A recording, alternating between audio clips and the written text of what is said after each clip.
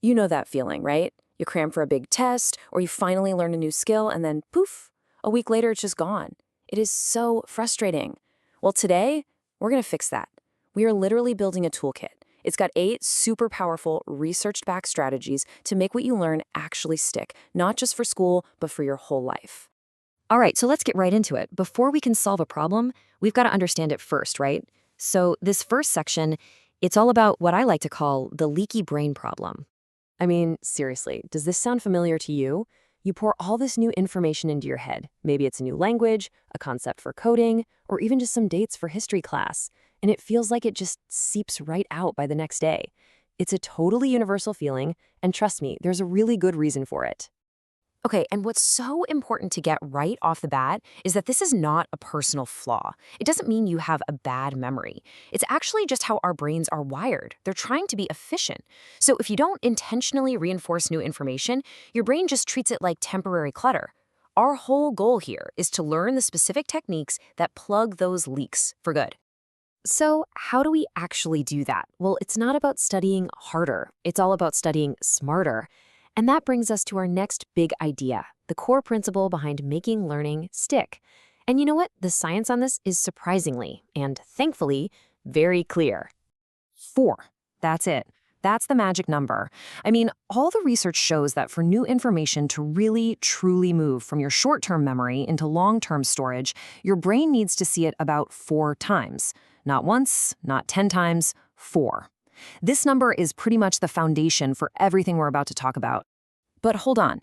It's not just about the number of times you see it. It's about the timing. That's the secret sauce. Spacing these 4 exposures out, 1 or 2 days apart, that's what builds those strong, lasting pathways in your brain. It's really the difference between cramming, which we all know is temporary, and getting to that true, deep understanding that's permanent. Okay, so we've got it. We need 4 timed exposures. But what does that even look like in practice? I mean, how do you do that without it just feeling like boring, repetitive drills? Well, that brings us to the really practical part. We're about to stock our learning toolbox with specific, concrete strategies designed for exactly this. And here it is. This is your new cognitive toolkit. Let's go ahead and open it up and take a look at a few of the most powerful tools inside. We're going to start with what might just be the most effective one of them all, something called cumulative review.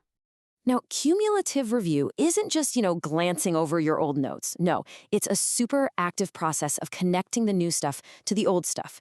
So you record your key ideas, sure, but, and this is the really crucial part, with each new lesson, you have to actively look for what you might have misunderstood before. That whole process, that's what builds those bigger, more accurate connections in your brain over time. All right, tool number 2, the close activity. This is basically a fancy name for a fill-in-the-blank exercise. And why does it work so well? Well, it's because it forces your brain to stop being passive, just reading, and switch into active recall mode. You can't just recognize the information on the page, you have to physically pull it out of your memory to fill in those blanks. And the best part is, you can create these for yourself from any notes you take. Super easy. Okay, another really powerful tool is what's called the presented problem. So instead of just reviewing facts, you're given a real challenge that makes you apply what you've learned. This question right here is the key. What do you already know that will help you solve this? That question forces you to sift through your entire mental library and actually put your knowledge to practical use. And let me tell you, that is one of the absolute best ways to make it stick. So let's look at a couple of tools that use other people to help you learn. Social learning. On the one hand, you've got questioning. This is kind of the traditional approach, right? A teacher, a mentor, they quiz you to test your recall. But then there's this really cool collaborative strategy called give one, get one. This is where you partner up, you share what you know, and you actively help each other find the gaps in your understanding. It's such a fantastic way to get a totally different perspective and fix those little mistakes you didn't even realize you were making. And to finish stocking our toolkit, we've got 3 classic methods that all boil down to one thing: active engagement. It doesn't matter if you're writing a quick personal summary, doing a demonstration of a skill for a friend, or just taking a brief practice test. In every case, you are forcing your brain to work with the material, not just look at it. And that right there is the key to getting those 4 crucial exposures we talked about. So there you have it. You've got the tools. But, just having a hammer doesn't automatically make you a carpenter. So our final section is all about getting good at using these tools. How can you actually track your own progress from being a novice to becoming an expert learner? This little scale here is a fantastic way to do a quick self-check. And you gotta be honest with yourself. Are you at level 0, just kind of passively consuming new content? Or maybe you're at level 2, where you're trying some things out, but you're not really sure if they're working. The goal for all of us should be to get to level 3, applying. That's where you're using these tools on purpose, systematically, and you're actually seeing the impact. And then level 4, well, that's the masterclass. That's where you start inventing your own learning hacks for whatever you're trying to tackle.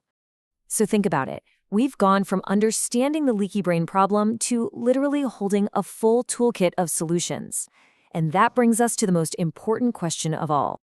This is it. This is the real question. Because these tools aren't just abstract theories, right? They're practical instruments for building knowledge. So whether you want to learn an instrument or finally master that new subject or pick up a skill for your job, you now have the framework to make that learning last. The only question left is, what are you going to choose to build with it?